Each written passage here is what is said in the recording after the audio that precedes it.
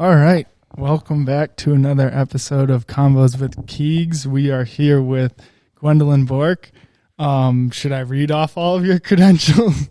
I don't even know where to start. There's so many. I'll read them all off, and then we can kind of break them down. So you're the owner of Queen City Collaborative. Correct. Independent financial advisor at the Legend Group. The president of Focus, which is for our community unity and support. Founder of Women to Women Empowerment Agency. You're part of the advisory board at the Pew Academy of Finance and in communications at Lancaster Area Chamber of Commerce. That is crazy. How do you manage all of that? Or where should we start? Should we start with Queen City Collaborative or? Sure. All right, let's do that. Let's do it. So what is Queen City Collaborative? Queen City Collaborative was a concept that was born out of a need to take all the things that I've learned out of 20 years of business and be able to help others more strategize their business plans, help not-for-profits, also be able to register or measure their impact on the community based on the experience that I've had in my own not-for-profit world to be able to create social impact. So it's a lot. It's a lot. Gotcha. So how does one get into the nonprofit world? And is Queen City Collaborative a nonprofit, or is that a separate entity from the nonprofit work you do? Yeah. So the consulting, Queen City Collaborative is a consulting company. It's my umbrella corporation, we'll call it. Gotcha. That culminates all of my experience from running companies, 20 years of companies, from marketing and running crews and managing a lot of people from Toronto to Syracuse and being that type of sales manager hierarchy, and then also launching non-for-profits, organizing non-for-profits, running non-for-profits, being a financial advisor. Yeah. Also on top of that, which was another level of understanding funding, where funding comes from, where people put their money, why people put their money where they want to, and impact investing and the needs of the next generation. So that company more or less came out of a lot of experience and a lot of different things to be able to help business owners create an impact in the community, and then not-for-profits measure their impact. Gotcha. I see. So that is everything that you just said is basically exactly what someone like me is looking for. Because as you know, we met, to give a little backstory for listeners and watching, we met at whatever the hell it was called. The East Aurora Art Walk. Yeah. Yep. I actually have a funny story. I didn't even want to do that. Because I don't consider myself like the typical artist that is usually showcasing their art at that style of an event. So I really just was open so my friend could be up in the front and to kind of just, I don't know, showcase the space, but I wasn't looking to sell anything. I was just kind of there to show my face. But I appreciate you saying that. Why? Because that gives even more impact. It gives even more. It's crazy, right? Yeah. Go ahead. Yeah. So, I had I did not want to do it at all. I was tired. I just, moral of the story is I didn't want to do it, but I did it. And then I met you and we were talking about kind of the goal of my company, Lonely Cowboy. And then you started telling me about Queen City Collaborative and all the stuff you've done for the community, blah, blah, blah. And it's almost like it was a match made in heaven for you to be there on that day, because at that point in the company's life, which was only a week ago, it's just been a constant fucking scramble to figure out what we're doing. Yeah. Because, we're the company is at a weird place. Yeah. Very weird place. So full disclosure. Yeah. I didn't want to be here either. That's crazy. Okay, like I told you about this. Like, dude, I was so tired. I had like a huge event that I'd been planning for 3 months. That day was to the end of my rope. Like, I got done with my event by like 2:00. Just like moseyed on home by like 3. And then my girl who has a business here in East Aurora was like, you got to be here before 4. It's crazy. So I was like, I literally was so exhausted. I laid in my bed for 15 minutes and like, gave myself some self-care, which was like some TikToks. Yeah. And I was like, and then she's texting me, hey, are you on your way yet? I'm like, soon. And that was the minute I got out of my bed and like got ready and rolled out. So yeah, dude, I was so tired, so exhausted, but I made a promise. And so our worlds collided at the same time. Crazy. That is crazy. So let's talk about that event too, because that event was pretty cool from the brief explanation you gave me a week ago. What was that all about? Yeah, so what I've done is, in the visionary that I am, is try to create like an atmosphere where other visionaries can come together to collaborate and brainstorm on an individual basis, a business level basis, a not-for-profit basis, put them all in the same room, almost like like a think tank. Yeah. Secretly, though, they don't even know that. Yeah. And allow these people like the Large Hadron Collider, where the particles can smash together and create like new life, So this is the second time that I created this event. I do it under the premise of my non-for-profit in a way to have a panel of people who are creating or implementing some sort of social impact in their business world, or political leaders that are using their leverage as a business leader to create that impact. And then I have not-for-profits have like tables around the perimeter of the room to showcase what they're doing. And then I invite anybody and everybody, business owners, individuals looking to give back to the community or whatever, to like all be together in the same room. Yeah. And then I more or less laid the foundation as the moderator to say, with like a presentation that like gives some more or less insight from like my advisory world on how impact investing really works. Like when you get into the not-for-profit world or you get into the advisory world, it's all about data. Like everything is like, how do you measure this to that, and what's going to be good in the long term versus what's good right now? And what we've seen is the millennials and the Gen Z. So I give the premise, I give the foundation. Yeah. I did this in the spring at our first community impact conference, had a very great panel. This one I had Senator Gallivan.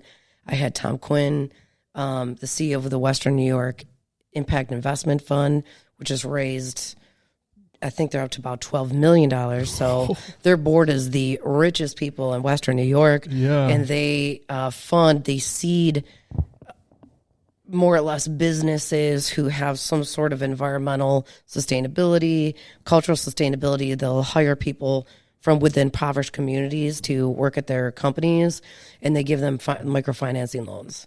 And they make money off that interest. And then that money that they make, off of the loans that they're giving these guys, backed by the big banks, they can do more in the community. So I had somebody like him. I had Sherry Scavone, the CEO of the Western New York Women's Foundation. Again, huge private foundation, takes in millions of dollars every year, helps women, reach levels of, high levels of leadership, helps women that are in the working field try to take care of their kids. Like during COVID, so many women left the workforce because they had to take care of their kids, Yeah. So it's just like, how do you handle women's issues so that they can rise to those levels of leadership? And then I had Darnell Haywood, the community responsible officer for Bank on Buffalo, who actually is the bank that seeds, backs companies like, the Western New York Impact Fund. But all these people came together and was like, oh, wait, hey, like you're doing that, I'm doing this. Yeah, and yeah. like out of a 2-hour long presentation, I give half an hour for all the attendees to give their elevator pitches so everybody knows who's in that room. Yeah, okay. That is my favorite part of the day. Yeah, I mean, that sounds like an event that I would want to attend. Yeah, And you should attend. yeah, that would be amazing. Because people are like, wait, what? You do? So Yeah. I can see people's faces like light up as people are giving their intros like, what? You know, there are people from NABO, the National Association of Women Business Owners, huge women business owner organization. I was on the board. You know, I had women from there representing, but basically, you know, all these people are there to all collaborate and help each other. They don't know it until they're there. I see. And I set the foundation by saying, hey, here's the data from my world as a financial advisor that says these are the needs of the millennials. These are the needs of the Gen Zs. This is why they're going to buy from your company, because you're giving back. You know, you have some sort of cultural impact or social impact. You're giving back to the community. You have some sort of environmental impact, or within your community, you have what's called some sort of social governance, where, you know, you're working together to create a democratic society within your organization. These are all goals that were set by the UN, the 17 global goals for climate change and whatever else, you know, for change in the world. And it's everything from no poverty, clean air, you name it. And you take one little piece, and the next generation is yearning for that. They would rather work for a company for less money that has some sort of impact than make more money. They would rather pay more money for a company's socks. Like, what's the socks company where you buy a pair of socks and then the company donates a pair of socks to people on the streets? You know what I'm talking about, though, right? Yes. Oh, is it like Bobas, or I think it's like I know it starts with a B. Bombas. It's something like that. They're super comfortable. Yeah. Yeah. Yep. Like my kids, I got an 18-year-old and 16-year-old. These kids will be Googling stuff for their girlfriends. Like, I want a bracelet made by girls in Africa that, you know, help them stay in school. Like, that's what the kids want. So we have to be, the old guard has fallen. Mm-hmm. The old regime is gone. And we, as the next level leaders, need to listen to the needs of the next generation to be the companies and the businesses that they require, and that is going to help change out the old guard into the new guard, and we're going to have a different world if we do that. I 100% agree. I couldn't agree more. I think that was a long answer to a short question. Well, no, it all makes sense. I think that you're spot on. Like, the millennials and Gen Z, we definitely want, to, what's the word? Kind of support companies that are in it for the right reasons and not just to make money. And I've said this from the start, and like I've had difficult conversations with a lot of people about my company specifically. I'm like, guys, I don't fucking care about the money. Like, I can make money later on, but what I want to do now, if I don't do it, no one will. So, like, if I could give away all my equity just to be guaranteed that the company could survive, and I could make a game plan and map out exactly how I want things to run and the programs I want to make and the scholarships I want to offer. If I could give away all of my equity just to do that, I would.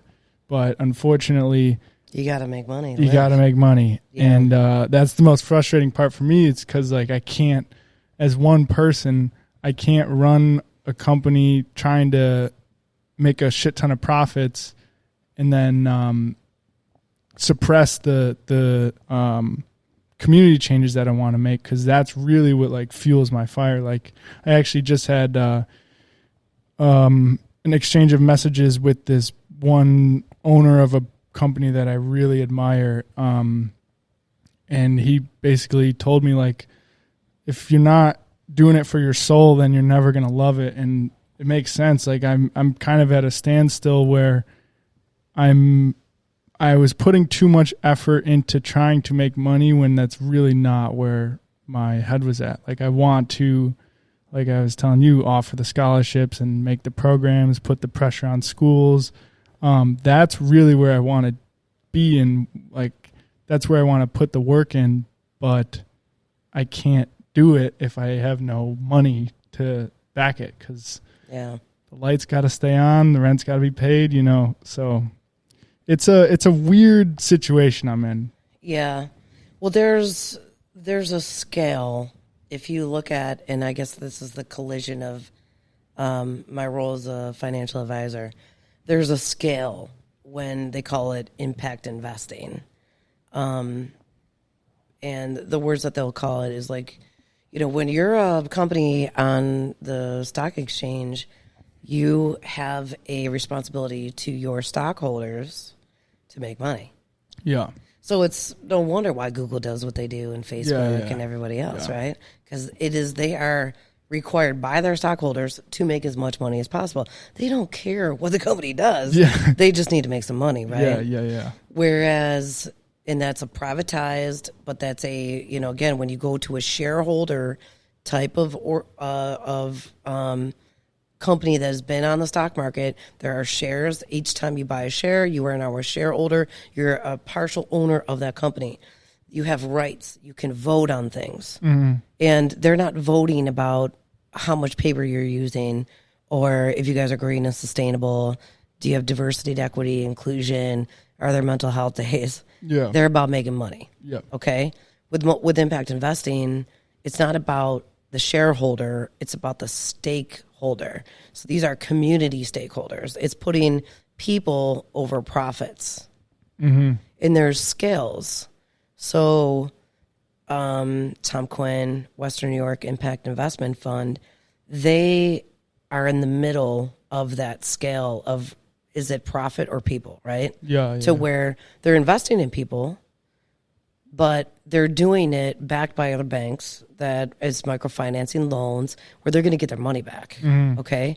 So there's ways to implement some sort of social, cultural, environmental impact and still make money. Yeah. And that's what impact investing does. So I highly suggest anybody who's really thoroughly interested. America is super far behind in the trends, but Europe and the rest of the world has really done a great job. And if you were to go to GIN Network, so it's GIIN,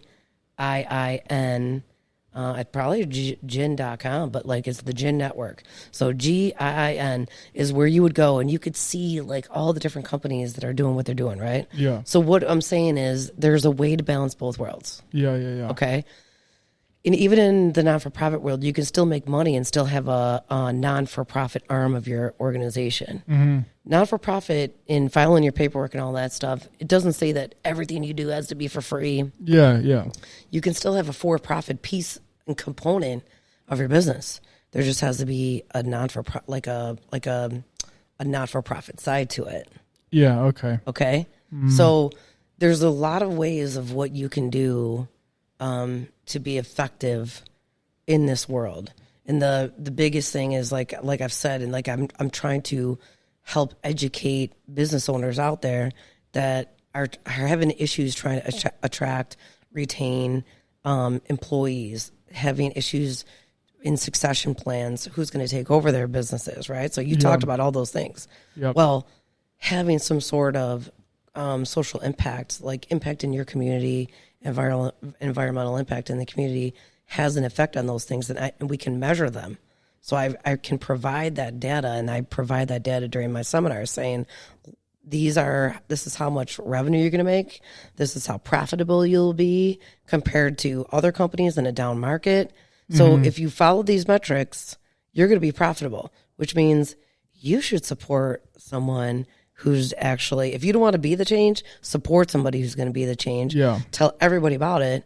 You'll not only make more money, but because you're making more money, you'll be able to supply more money to people like this who are doing the change, right? So you can be both sides or you can be one side or the other. But I'm a financial advisor, not because I love numbers, I like helping people, but that is my consistency to that's my seeding tank. That's where I get my money to be able to seed the not-for-profit world. Yeah. If that makes sense. It does, yep. And to that point of being on both sides, the owner of the company I was just mentioning, in one of the messages he said, consider getting a partner to run the the more business side of like quote unquote making money side of it, while I focus on the non-profit side of it. So I would focus on like implementing the systems and offering the scholarships, promoting the scholarships, all that stuff. And whoever the partner would be would focus on making money and, you know, all the analytics of everything. Because as a business owner, I have to care about that stuff, but like that doesn't make me happy. Like I don't really care about the money. If I were to be in it for the money, I would do it way differently, and I wouldn't put so much emphasis on the whole mental health education world. So it's a balancing act that I'm trying to figure out, but I'm at a weird place. Can I tell you like my experience? Yeah. Okay. Sure. So helping people has been like on the top of my mind since a kid, you know, and I left home when I was 15. So I'll go like, I guess a little into my story so people understand, but crazy childhood, like moved around all the time. Parents had major issues to the point like by 8, I left Buffalo, went to Georgia. You know, my mom decided to basically take me and my sister in the middle of the night back to New York. And it just started like a rigmarole of going back and forth to Georgia to moving all over Western New York. And I was in and out of schools every 6 months until probably middle school. Okay. I stayed put for a little bit in middle school. And then by the time high school hit, I left home and I bounced between 2 high schools even. Yeah. So a lot of change, a lot of, just a lot of trauma that, you know, I left home when I was 15 and my dad was raising me at the time. And by the time I was 18, so much had happened to me in those 3 years of being out on the streets. And the one thing my dad, you know, he was military. He was captain in the Army. So I learned like discipline, you know, just work hard, respect, you know. So I had a really great work ethic and I busted my ass all the time. Well, by the time I was 18 and I had been in and out of different people's houses, apartments, you name it, I'm paying $100 a week rent, you know what I mean? Yeah. And I was in high school, $100 a week. Like kids aren't even paying that. Like people aren't even paying that now, dude. Like what? And here I am just throwing hundreds out to whoever I was with because I was working for a sound company called Indigo Productions, setting up big, you know, music stages from Boston to New York City and Buffalo and UB and downtown Thursday at the Square and whatever. I did that. I was like running pizzerias, working for pizza, you know, like restaurants. But anyway, all that happened and I lost my way. In 18, I got in a car accident. I should have graduated from high school, the West Seneca East I was at the time. I was going between Springville and West Seneca East, and I got mono real bad. I got super sick, and she wasn't going to accept my excuses and graduate me. I was a senior. So here I was on my own. I spent 4 years on my own. Yeah. And I spent it, and I made it all the way to my senior year, April of my senior year, and she was not going to accept my excuses for having mono, from working my balls off, dude. Yeah. So I flipped out, and I was like, well, you know, and I like started a fight with my best friend who was sleeping with my boyfriend, and then humor lit class, and I was like, boom, hit her with my book. I'm like, fuck you, that's it. And I fucking left, dude. Yeah, I never came back. But like all that, like, and I got into a car accident in June of that year. So I got in a car accident. I had a near-death experience. I fell into the darkness. I didn't believe in anything at that time. I grew up a Christian, and I had lost all hope at that point. I had been raped, abused, you know, assaulted, molested. You know, so much had happened to me, held at gunpoint.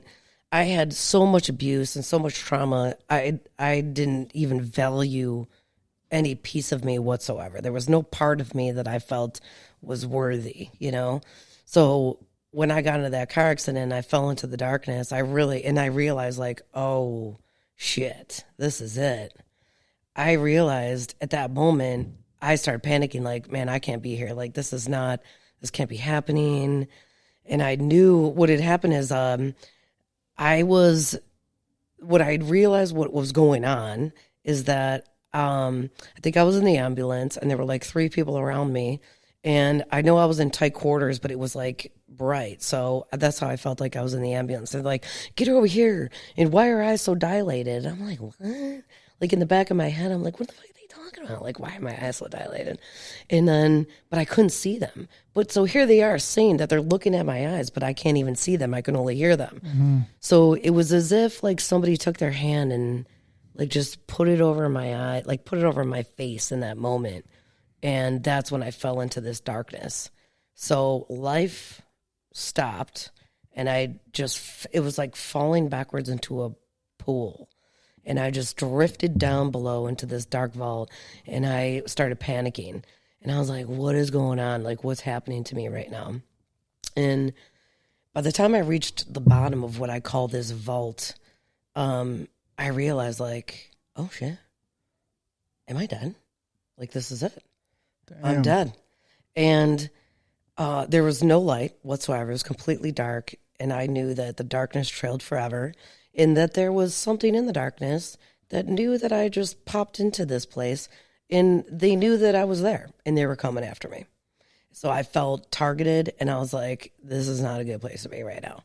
And then I started panicking like, oh my God, this can't be it. Like, I can't stay here, you know, like this, I can't believe this is happening. And I knew that I was dead at that point in time. And the minute that like that reality hit, it was really probably only maybe 15 seconds before I like all of a sudden I saw something in front of me that was kind of like a movie screen but it was very specific. It showed me on one side and it showed another person on the left side and we were facing each other.